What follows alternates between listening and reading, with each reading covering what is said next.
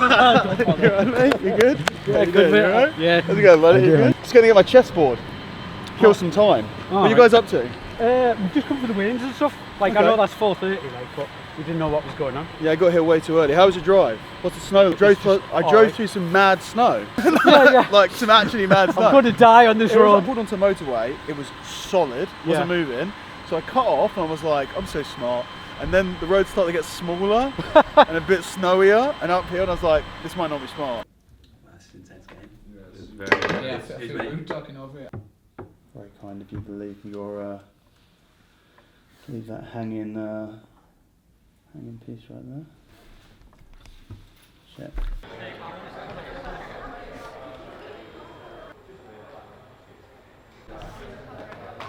What ADCC and the whole Because we've never gone live on a Oh, no, you always used to, never used to do it, did you?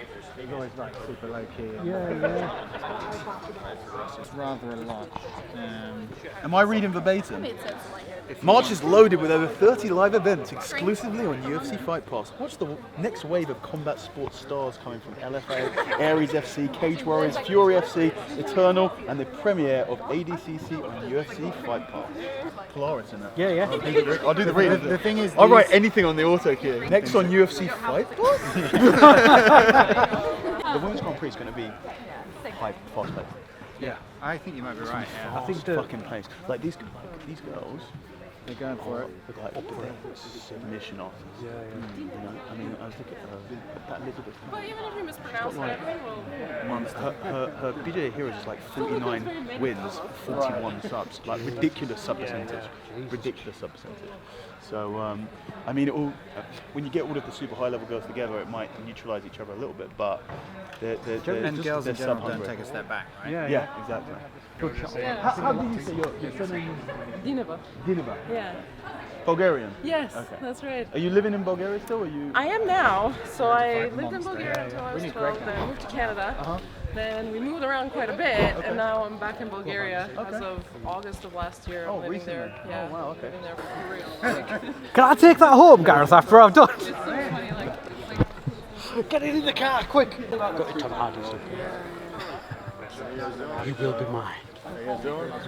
TC 2011? No. Do you even know about Jiu-Jitsu in 2011? I don't think so. That was in an ice rink. Yeah. It's a long time ago. Makes me feel. Greg, I am. I wasn't just doing Jiu-Jitsu in 2011. I was competing in ADCC in 2011. Is that the year that you went and you realised, holy shit, I'm built like half 12? Yeah. But yeah. Yeah, I weighed in at 75 kilos. And then I saw the 66 kilo guys just like, you fucking like this. I was like, I better start lifting. Tomorrow's big night of action as we present you Polaris 23 live on UFC Fight Pass. Let's get the weigh-in started and welcome each of our 8 fighters for our Women's Featherweight Grand Prix tournament. Let's welcome first from the United States. She is the IBJJF 66 kilo and absolute no-gi world champion, Elizabeth Clay.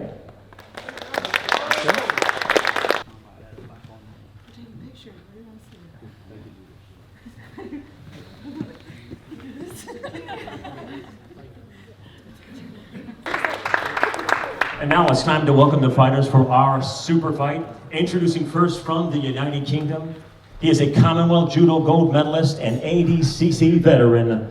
Let's welcome Owen Lipsy. Now let's welcome his opponent. He is the former UFC middleweight champion from the United States. Let's welcome the All-American Chris Whiteman. His official weight, 94.9 kilos. Yeah, go ahead. Yeah, a little face off, actually. That'd be great.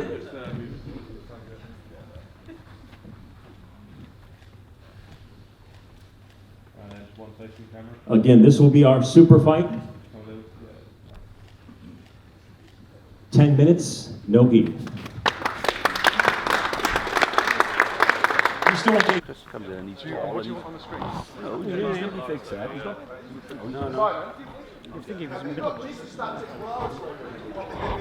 Walking around at light heavy. Yeah.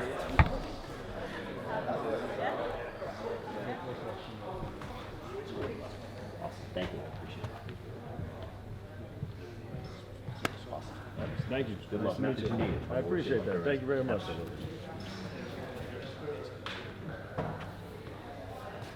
Thank you very much, everyone, for joining us here. We're going to start off with Chris Weidman. Chris, firstly, it's fantastic to have you on Polaris. So thanks for having me. I'm glad I answered that Instagram message because it worked out great. I think this is a great segue to go back into fighting. The leg is still, not 100% where I want to be. So, but grappling-wise, I'm completely fine. Just stand up and still need. This match got sorted out because Polaris messaged you on Instagram. Instagram, man. Actually, we've only communicated through Instagram. DMs. Just DM me. There you go. That's Power it. of social media. I have nobody's number. Yeah. You heard it here. Just DM Chris on Instagram and you'll be good to go. Negotiate contracts on Instagram, everything. Continuing on from that, you're saying that this is a good segue back into MMA and UFC for you. I was interested, are you looking to maybe do more grappling shows? It's quite cool to see you on the grappling scene, or is this very much just you getting back in the competition? Yeah, I mean, my focus is MMA for sure, but I love grappling. I did Abu Dhabi back in 2009, and it's crazy to me that I haven't grappled since because I do love it. Ever since I got into MMA, that's the art that I really fell in love with. But I just haven't had the opportunity to really compete because of all my fights. So just to have the opportunity to come, kind of have some time off where I could jump back in, and it was very exciting. And then when I'm done fighting, definitely I'm back in, and maybe in between fights, we'll see. It just has to make sense. Yeah, absolutely. Well, it's great to have you. And final one, a silly question from Matt. What's your least favorite thing about England? And don't say the weather. Least favorite thing. What's crazy is that when I'm in America, everybody knows my accent. It's New York. You're definitely from New York. Here, people think I'm from Australia and Canada. I'm like, are you kidding me? I sound like I'm from Canada and Australia? Well, that's what crazy to me. when British people go to America, they think that we're from Australia. 100%. You guys get confused for Australia all the time, but you guys, I feel like your accents are way closer to each other than ours. Literally in no way are they closer than you. Didn't 100% not true. Didn't the British go to Australia? Aren't they all British people there? Well, so are you. We went to America as well. That's true. That is true. Yeah, all right, there's the history of that. I'm done. Anyway, thank you very much, Chris. I'm going to put the mic down now. Next one's all for Owen. Owen, we've seen you have a fantastic run on Polaris over the last couple of years. We got a question from Liam. Which has been your toughest match on Polaris thus far? Well, I'd have to say the one I lost. It's the only one I've lost, so I'd probably say the last match against Hunter Colvin. I was winning that match with about 30 seconds left and I made a big mistake. Everyone in that Grand Prix on the day was a very good level, and if you make a mistake like that against someone at that level, you'll pay for it, and I did. And find it pretty easy to actually watch me live rather than travelling all the way across the country. It gives everyone in my gym a chance to come over and watch us as well, and we've got a couple on the prelims from our gym as well, so keep it up north, mate. Keep it here. Well, I think considering that we have a fully sold out arena here, I think there's a very good chance that we'll be back up. Final question from Susie on Instagram. Would you rather have a banger of a match and lose, or an average match and win?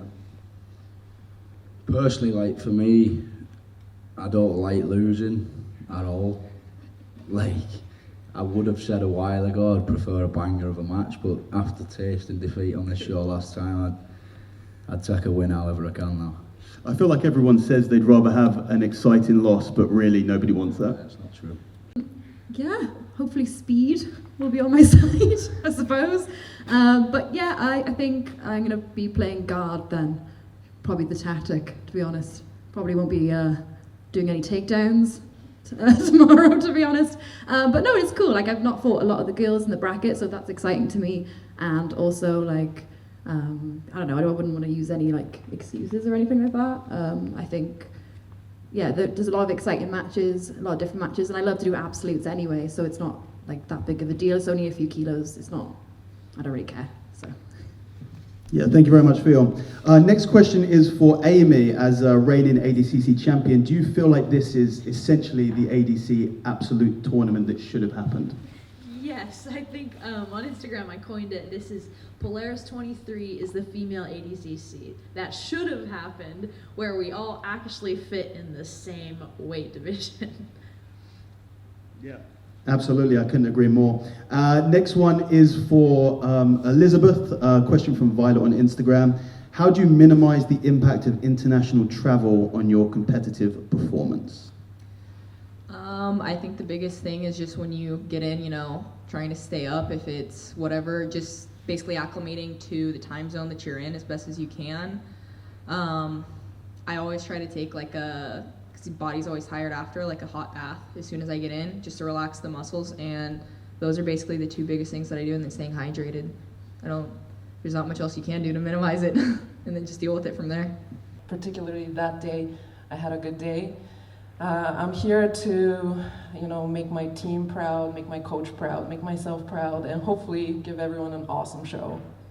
Much the biggest women's Grand Prix that you're ever going to see, as well as a massive super fight between Chris Weidman and Owen Livesey. Check it out.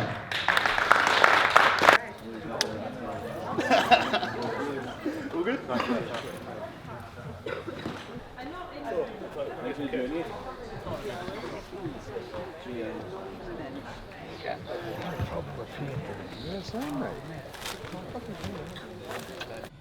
Just done the weigh-ins.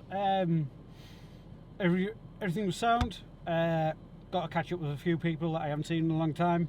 They did like a Q&A thing for all the fighters, which was sound.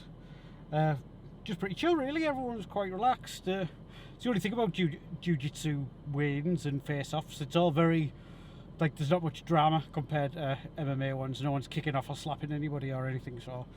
So that's it for today for the guys. We'll probably be back, well, they'll be back tomorrow to warm up and everything like this. So for us, some people are going training, I'm going back to do check-ins, and then we'll probably catch some food later. So that's what we're looking at.